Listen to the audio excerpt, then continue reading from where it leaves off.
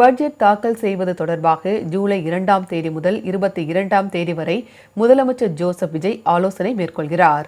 முதலமைச்சர் ஜோசப் விஜய் தேர்தலை சந்திப்பதற்கு முன்பு முக்கிய வாக்குறுதிகளாக பெண்களுக்கு 2500 ரூபாய் மகளிர் உரிமை தொகை, தாய்மாமன் தங்க மோதிர திட்டம், மாநிலம் முழுக்க இலவச பேருந்து திட்டம், இலவச சிலிண்டர் என பல்வேறு வாக்குறுதிகளை அளித்தார்.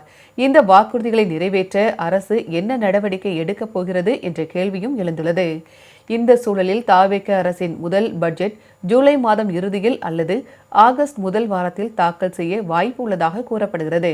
இதற்காக முதலமைச்சர் ஜோசப் விஜய் ஜூலை 2ஆம் தேதி முதல் 22ஆம் தேதி வரை ஆலோசனை மேற்கொள்கிறார். இந்த ஆலோசனை கூட்டத்தில் துறையின் அமைச்சர்கள், செயலாளர்கள் மற்றும் அதிகாரிகள் பங்கேற்க உள்ளனர். நிதிநிலை அறிக்கையில் இடம்பெறக்கூடிய திட்டங்கள் மற்றும் அதற்கு தேவையான நிதி தேவைகள் ஆகியவற்றை அடிப்படையாக கொண்டு ஆலோசனை மேற்கொள்ளப்பட உள்ளது.